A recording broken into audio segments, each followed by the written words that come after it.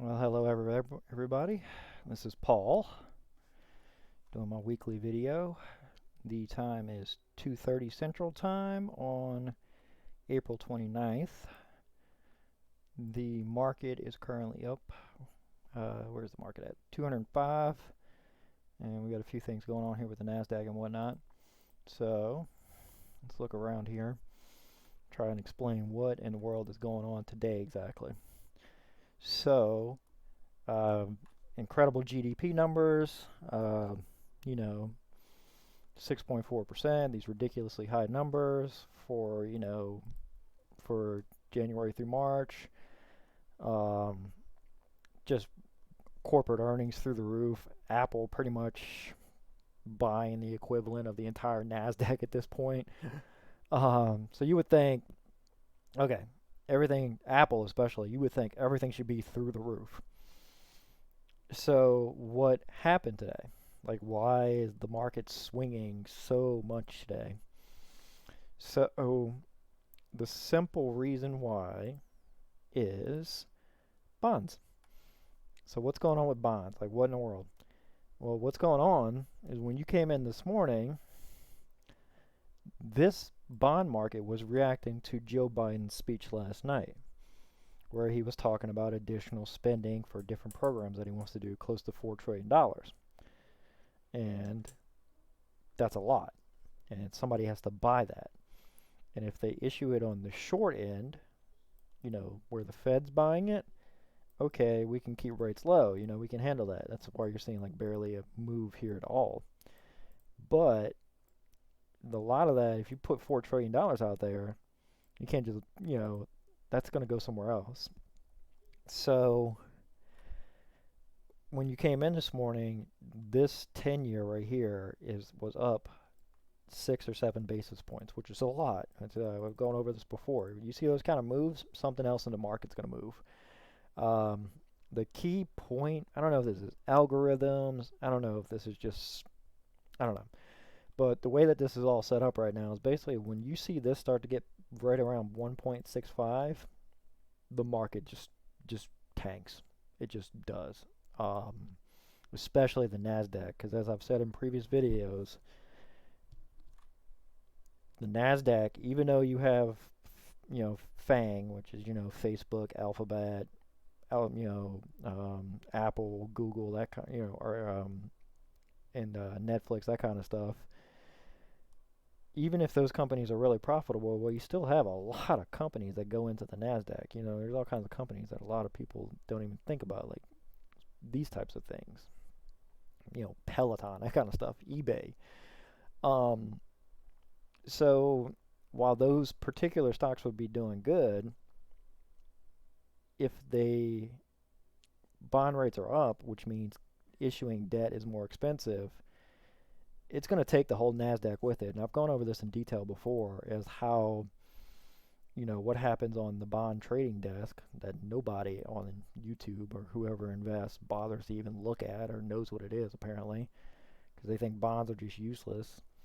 But when you see a market doing crazy stuff like that, and you look at the bond market and that's kind of selling off, you can kind of take a hint that that's probably there's a few things. If the volume's low, and the volume was low, it wasn't that strong. There wasn't a lot of buying in there. There was like buying that went into pre-market. There was a lot of buying that went into pre-market, and then it just kind of like trailed off until it turned into selling when people were like, oh, wait, bond rates are really, really up. And then I swear, as soon as these bond rates started to drop, the Dow was the first thing to go back up.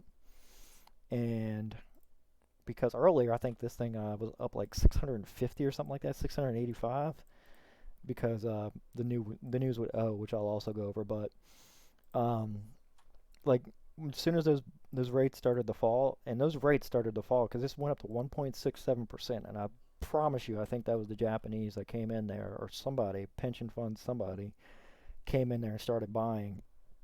And instead of being up 7 basis points, now we're only up, 1.8 basis points here. Might not seem like a lot, but that's a lot.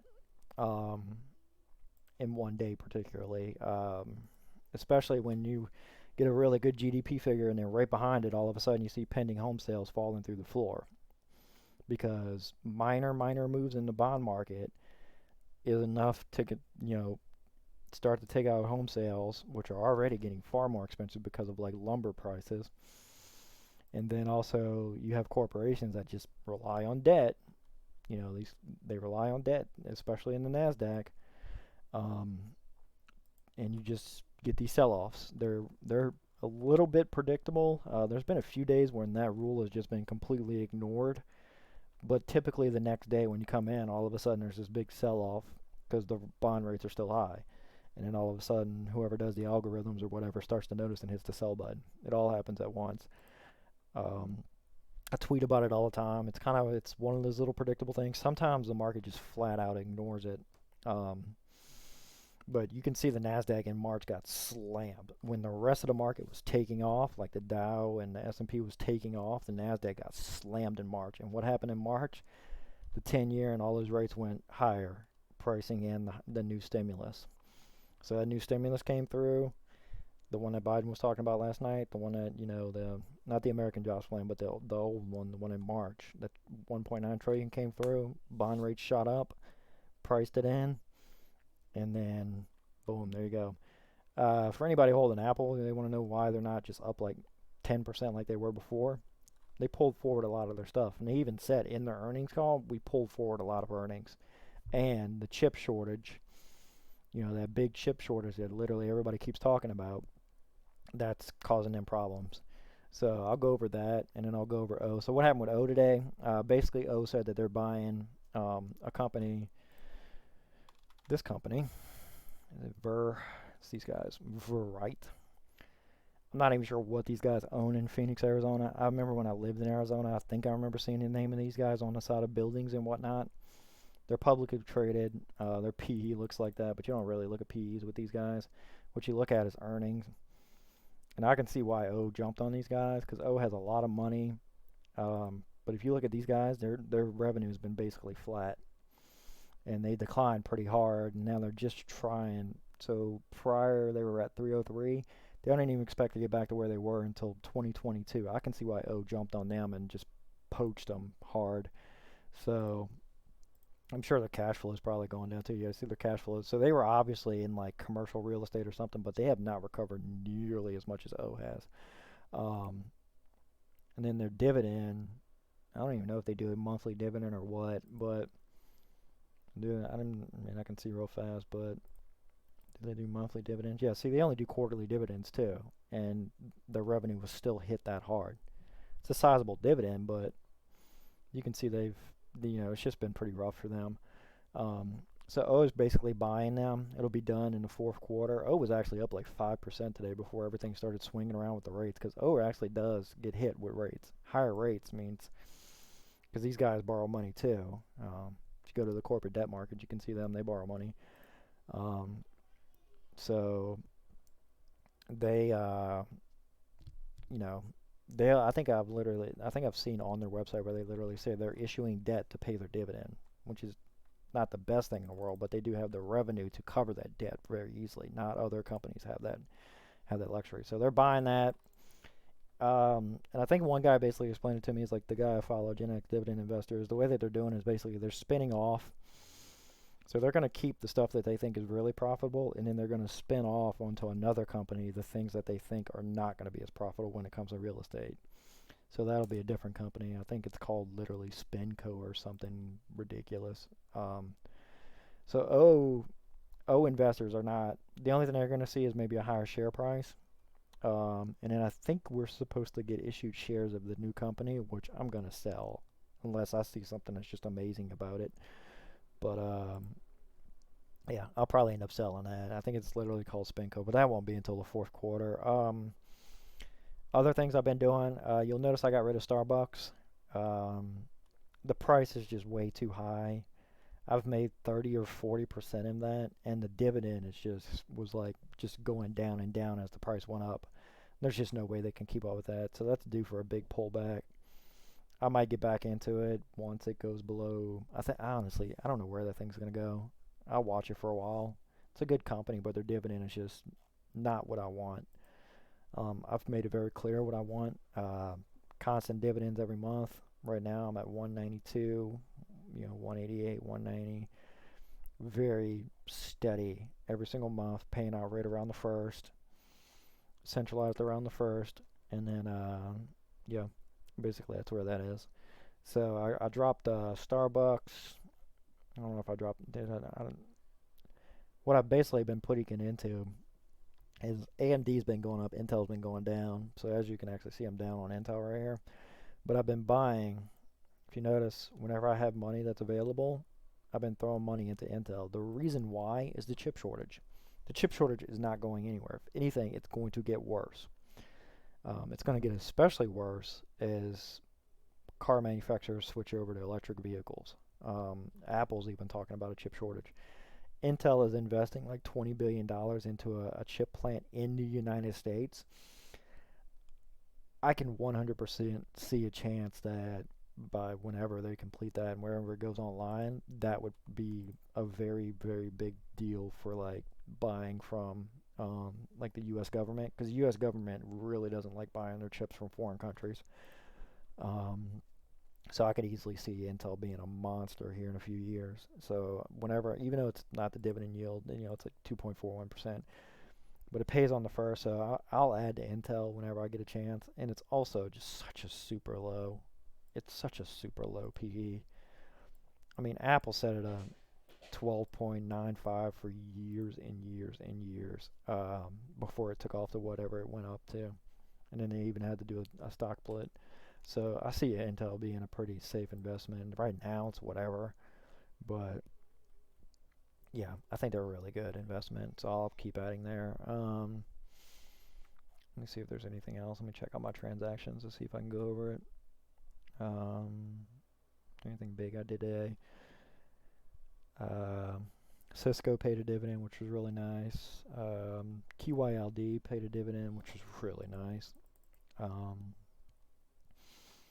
I've mostly been selling whenever I think something gets really high. There's one that I'm looking at is Walmart, especially with this low dividend, but it's only a 5% gain on it, so it's not like it's up 50% or something like that, and then it's only got this dividend.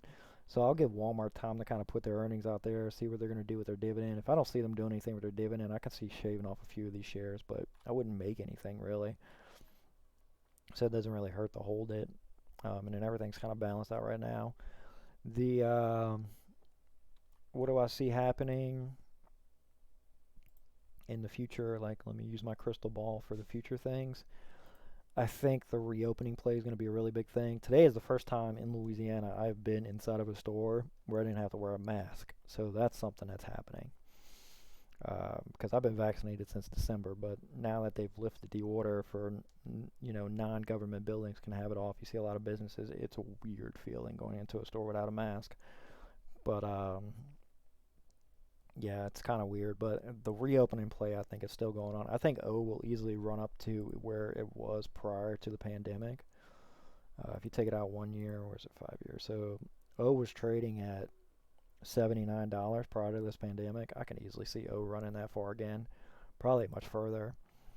And then where would I add more money? I mean, when I just got paid just now, I added $200 right here into energy. Pays out on the first. Dividend dates, or ex-dividend dates coming up, has a 3.57 yield. It's a local energy company. I talked about this in my last video, I think. That's easy. That's an easy investment right there. Just a really good company. And also, one thing too, is the PE is cheap. That's one thing you're going to hear me say a lot in my future videos, is I'm looking for companies that have price to earnings that actually back up these ridiculous PEs. Like JP Morgan, for example, looks expensive, but look at this. But if you literally talk to every single dividend investor in the country right now, they all talk about how JP Morgan is their favorite one. If you talk to any of these professional analysts, they all talk about how JP Morgan is their favorite one. But when you look at their price to earnings, it's like 12. Yeah, it's weird. So that's another one I can easily see putting money into. Even though I'm up 57%, I'm not going to sell a dime of it. It's just one of those ones that I could see easily taking off. Another one that's actually paying out pretty well, that's gone up a lot since I got it, was this Regions one. This is just a local regional bank. AT&T's doing its thing where it likes to just kind of trade sideways and do its thing. So one that I'm waiting for is VTRS. This is the spinoff from Pfizer. They are expected to start paying their dividend pretty soon. I want to see if maybe it's going to be a low percent. It's going to be like a super low percent right now, but this is a long term play. It's another pharmaceutical, but it's generics. This is the old Pfizer. This is like the Pfizer generic company, and then it's also the Mylan basically combined into one company. So any future money I'll see easily, maybe JP Morgan, Energy, PPL for sure, anything that pays in these off months. I'm going to try and keep this as constant as possible. And then also one thing I'm doing here, I'm going to let QYLD run up until it hits 20% because that would be 20% tech allocation. So I'm just going to let that run by itself. And then one other thing I wanted to do, I got a few minutes to go over this because I don't like to make these videos too crazy long, is this is the dates because I have this little sheet right here. Where's my sheet? My historical, where I record all this information. You know, how much debt am I paying off? How much assets am I getting a month? Yearly dividend. Where did I start at? I started at $36. It's kind of funny. Now I'm up to $2,394.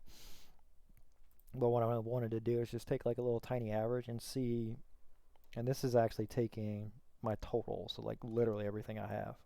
So my personal 401k, like, you know, everything, like savings, that kind of stuff. And then you just kind of throw it over here. Just, you know, I just took the last few months and then just kind of dragged it down just to see where it's at and just to kind of get a general idea of what numbers I'm looking at. And by basically this time next year, right there, give or take this time next year, I expect to be around 94,000. And this doesn't include, like, say, a tax return I get in between there where I'll take maybe like $1,000 or $2,000 and put it in there. But 94 grand, you know, go from 64 grand to 94 grand, which is about 30,000. That's you know, contributing from my paycheck. Any extra money I get, you know, any thing I decide to sell, you know, if I decide to sell a Walmart share or something like that, you know, or and then invest it into something else, or you know, if I have take off like it did earlier, like this was earlier, it took off, you know, I was up 12% in it all of a sudden, so I'm guessing that's about another 20,000, 30,000, give or take a little from where I'm at now, which is maybe about another 20% run in my stuff. You know, year to date I'm up 9%. In my 1 year I was up 30%. It's possible. You know, never know. Got dividends. I got a estimated income there, and then I got a 401k that pays out, and I have an employer match. So we'll see how it goes. I'm hoping to hit this. I'm just going to keep this little tab here. It's just kind of a reference. This looks achievable. I didn't expect it to actually say that much when I actually looked at it. But within a year, it could be sitting at 92, and then once you get there, you know, your next goal is that. And then dividends, obviously, idea is to keep that constant, you know, as I've mentioned before in previous videos. So we're definitely going to have to see how we go here, but, and then, yeah, definitely that's the goal. So we'll have to see how it goes. Let me just hit a quick refresh. Market's taken off towards the end of the day. I mean, you can clearly see, you know, I keep having days like this right here where 1% gains. I will easily hit that goal. Where is it at here? Where's the, yep, you see? Bond rates keep falling, even from when I checked it earlier. So all of a sudden the algorithms woke up. I predicted this actually by about 2 o'clock. I'm kind of wondering if in the next few minutes, every time I hit, if this is going to be one of those, every time I hit refresh, it up, you know, jumps by $50 kind of thing. That was a cool day. But we'll have to see how it goes. But I think the reopening trade is going to be just continue to be just the place to be. And then as long as the Japanese or whoever keeps coming in here, once this hits 1.65, keeps coming in here and doing that, there you go. And then starting in July, more stimulus is coming through. I don't know why people keep forgetting this, but more stimulus is coming through in July for people with kids. So you'll probably see me starting in July take, say, I get like say a $600 payment, probably take $500 and just drop it in there along with whatever paycheck I get around that time too. So definitely think this goal is very achievable right there. I want to hit 100,000, so get that six-figure number going. But yeah, we'll definitely have to see. So what that means actually is, by the way, so what that means is that I won't have $100,000 in my portfolio. That's kind of like $100,000 combined, like in my actual account. So that would be this number right here with my personal stuff in there. But I don't know where my portfolio would be at that point. Maybe my portfolio would probably be 80,000 at that point, something. I don't know. We'll have to see. But hopefully we keep having days like this because that would be freaking amazing. So let me know if you have any questions. Just leave them in the comments. I'll be happy to answer whatever y'all got. And y'all have a nice day. Thank y'all.